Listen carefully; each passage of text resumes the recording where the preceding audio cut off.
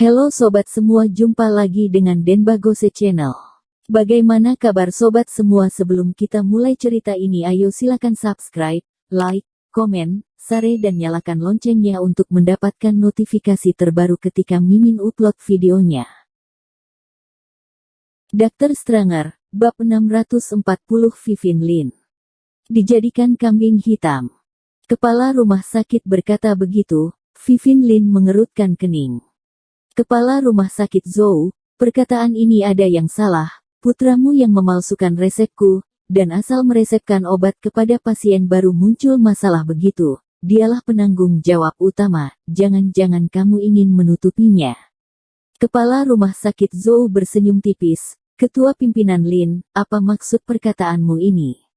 Kamu adalah dokter yang merawatnya, seharusnya bertanggung jawab yang paling penting untuk semua kondisi pasien. Sekarang terjadi masalah, kamu ingin mendorong ke orang lain, apakah itu tidak masuk akal? Kamu. Vivien Lin agak marah. Kepala rumah sakit Zhou itu berbicara terlalu kelewatan. Jelas itu dua jenis obat yang dibuat oleh putranya Charles Zhou, jadinya bisa muncul masalah. Dan masih ingin membawa masalah ke Vivien Lin. Masalah ini jika dikatakan tidak ada hubungannya sama sekali dengan Vivien Lin. Jika ditelusuri, semua keterampilan medis Vivien Lin termasuk yang diresepkan itu, semuanya tidak akan bermasalah. Kepala rumah sakit Zhou tersenyum tipis. Ketua pimpinan Lin, jangan marah. Jika benaran terjadi sesuatu, kita tidak seharusnya melalaikan tanggung jawab. Seharusnya mempelajari cara-cara penanggulangannya, benar tidak? Wajah Vivien Lin sedikit tenang, itu masih seperti kalimat orang ngomong. Kepala rumah sakit tahu, kalau begitu kamu katakan, bagaimana menangani masalah ini? Sekarang nyawa pasien tidak lagi dalam bahaya, namun telah mengalami banyak kesakitan, mengalami banyak penderitaan, serta mencuci perut dan juga memuntah, hal ini pasti tidak akan berakhir. Kepala rumah sakit Zhou berkata, begini, kamu menjadi ketua pimpinan di usia muda, dan ada Dr. Qin yang melindungimu, masa depannya tidak terbatas, tidak seperti anakku Charles Zhou, dia adalah seorang remaja yang baru lulus beberapa hari lulus saja, jika bertanggung jawab satu kecelakaan medis, pada nantinya pasti akan mempengaruhi masa depannya. Kamu lihat, begini saja, masalah ini, kamu menanggung jawab semuanya. Tahun depan akan meninjau profesor asosiasi, aku akan memberimu berjalan pintu belakang. Wajah Vivien Lin berubah. Sedikit, mengerutkan kening, menggelengkan kepalanya dengan cepat untuk menolak. Kepala rumah sakit tahu, profesor atau semacamnya, aku akan dengan kekuatan sendiri meninjaunya, masalah ini, aku tidak bisa menanggungnya. Charles Zhou itu takut menanggung sebuah kecelakaan medis, jadi Vivien Lin tidak takut. Ini adalah noda seumur hidup, jika kesalahannya Vivien Lin sendiri akan bertanggung jawab, tapi itu jelas-jelas kesalahan orang lain, mengapa dia harus menanggungnya? Wajah kepala rumah sakit Zhou mengelap, agak tidak senang. Vivien Lin, saat aku memberikan ketua pimpinan untukmu, aku menandatanganinya dengan tanpa ragu. Apakah kamu menolaknya tidak terlalu tegas? Vivien Lin berkata, kepala rumah sakit Zhou, Anda jangan menodaiku, aku melamar ketua pimpinan, tidak peduli kedua tahun itu ataupun pendidikan itu memenuhi syarat semua, aku tidak mencari Anda untuk berjalan pintu belakang, jangan menggunakan itu untuk mengancamku. Kepala rumah sakit Zhou berwajah mendung, ternyata Vivien Lin itu mengatakan. Apapun juga tidak masuk, membuatnya sangat tidak senang. Ketua pimpinan Lin, aku terus terang saja, kecelakaan medis ini, kamu mau atau tidak juga mesti menanggung jawabnya. Aku itu kepala rumah sakit, kamu hari ketua pimpinan, kamu harusnya tahu jelas hubungan antara atasan dengan bawahan kan. Ketika Vivien Lin mendengar perkataan itu, melihat ke kepala rumah sakit Zhou dengan sangat tangguh, dia juga sudah tidak bersedia. Kepala rumah sakit Zhou, maaf ya, aku tidak menerima ancamanmu, bahkan jika kamu adalah pemimpin aku juga tidak dapat memerintahkan aku untuk melakukan hal-hal ilegal, silakan memanggil orang lain saja, L-Plak. Kepala rumah sakit Zhou memberikan pukulan meja dengan keras, Vivien Lin. Aku lihat ketua pimpinan kamu ini apa tidak ingin kerjakan Iyagi. Nada bicara turun, tiba-tiba terdengar suara Thomas Kin yang tersebar dari luar. Haha, aku pikir kepala rumah sakit kamu ini yang tidak ingin melakukannya Iyagi ya. Kemudian, Thomas Kin mendorong pintu masuk.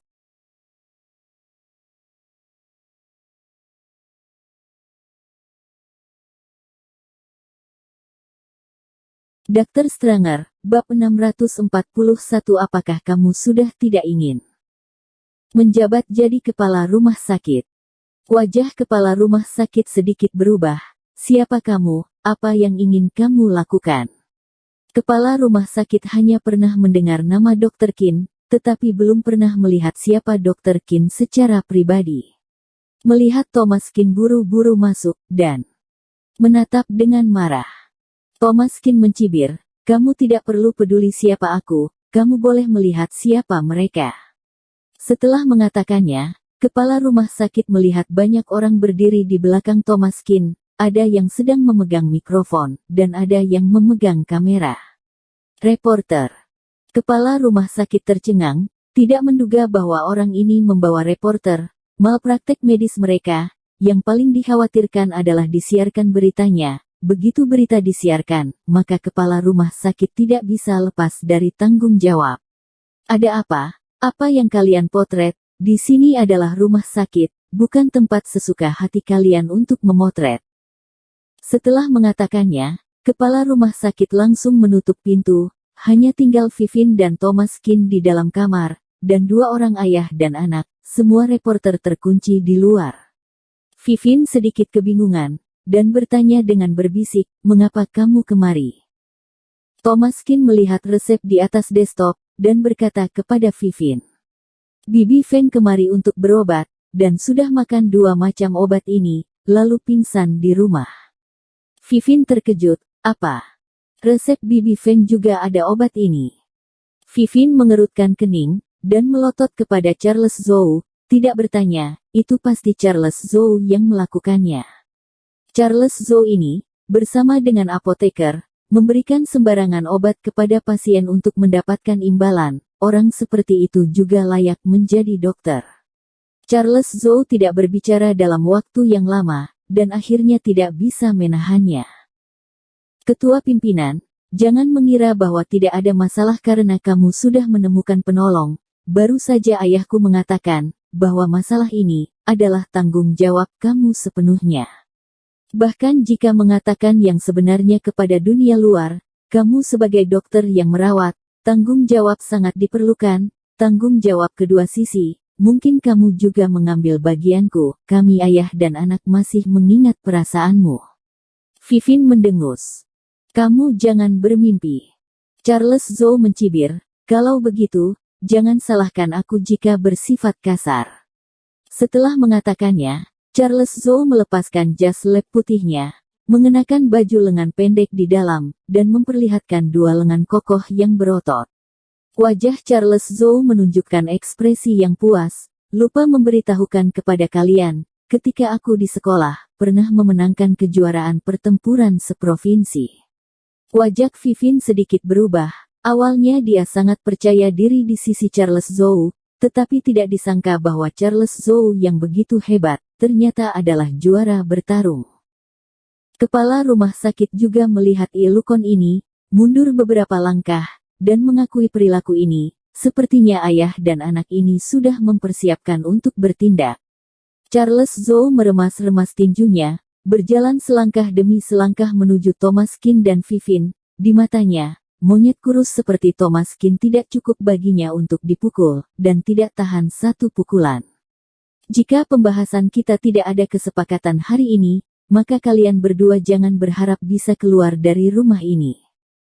Apakah sudah selesai berbicara? Charles Zhou mengulurkan tangan dan meraih bayu Thomas Kin, bersiap-siap untuk menjatuhkannya terlebih dahulu baru berbicara. Tetapi begitu Charles Zhou mengulurkan tangan, tiba-tiba Thomas Kin menggenggam pergelangan tangannya. Seperti sepasang penjepit besi, pergelangan tangan Charles Zhou kesakitan, wajahnya sedikit berubah, anak ini agak aneh, memukulnya dengan tangan kanan. Thomas Kin langsung menuju pintu. Namun sebelum tinjunya sampai, tangan kanan Thomas Kin yang bertenaga, langsung mematahkan pergelangan tangan Charles. Suara krek, pergelangan tangan Charles kesakitan, tiba-tiba lututnya menekuk, dan langsung berlutut ke tanah. Kamu lepaskan aku, kamu mempercayai aku atau tidak bahwa dia akan membunuhmu? Thomas Kin tersenyum, aku tidak percaya. Setelah mengatakannya, Thomas Kin meraih leher Charles Kin dengan satu tangan, lalu langsung mengangkatnya. Membuka jendela, dan menarik Charles Zhou keluar dari jendela. Apakah kamu percaya jika aku akan mengusirmu sekarang?